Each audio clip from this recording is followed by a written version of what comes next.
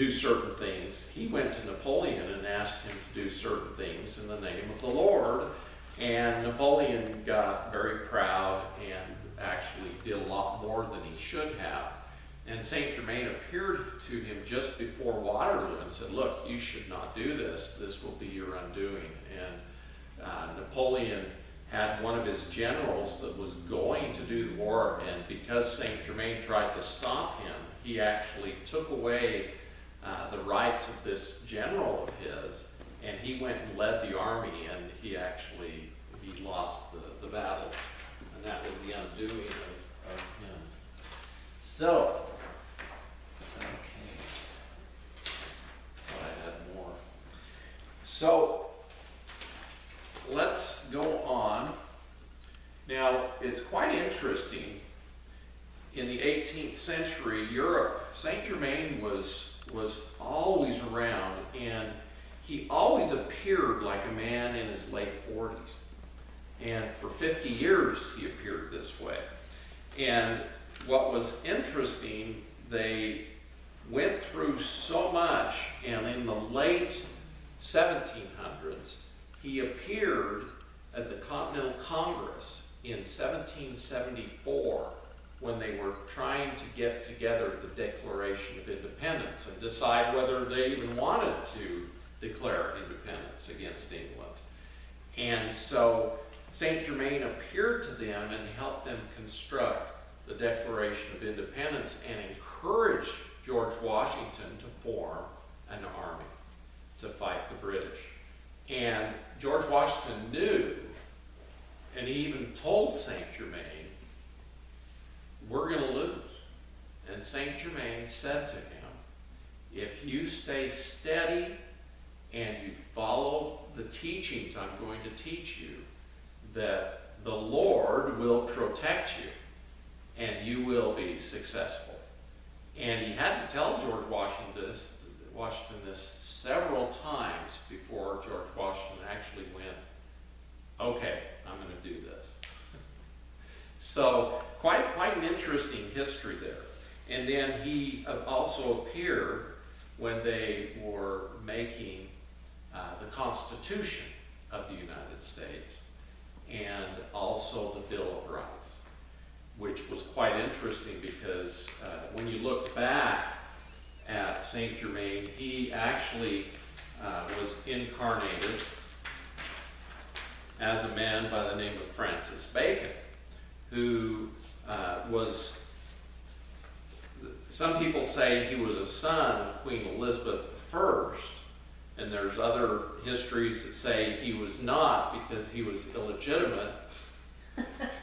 Like, this didn't happen, you know, we're not the first ones to commit adultery and do things, but he was possibly the illegitimate son of Queen Elizabeth I, who was the first queen of England. And he ended up becoming the Attorney General, the first Attorney General of England. And he went through a lot to become that. He was actually rejected quite a bit because of his illegitimate possible offspring. And so but he also was a great scientist, and he developed the scientific method. So he's the guy we blame for all of the doctors going, oh, you have to do double-blind studies and observe things. And so kind of interesting, but he was the incarnation of St. Germain. So getting back to George Washington, George Washington is like one of my heroes. And every time I read stuff about him or do stuff with him, I get kind of choked up and emotional, and I'm sorry that happens to me, but this guy is like my hero. And I've always loved George Washington. And George Washington was one of the staunch followers of St. Germain. And, you know, whenever they talk about Providence coming and helping form our country and our nation, St. Germain was a big part of the United States becoming the United States of America. And he's still very much involved in trying to help our country and direct our country. And as you all know, it's been kind of an interesting couple of years, last few years. And St. Germaine has been a part of my life too, because 2 years ago, coming back from Mount Shasta, and Mount Shasta is a big St. Germaine place. Everybody who's encountered him, the people who do the I Am sessions, Godfrey and Lotus, they encountered St. Germaine at first at Mount Shasta. And the first book, Unveiled Mysteries, is about those encounters with St. Germaine. So anyway, they started a movement called the I Am movement, and opened up the first St. Germaine sanctuaries. But coming back from Mount Shasta, I was asleep, and this guy appeared to me.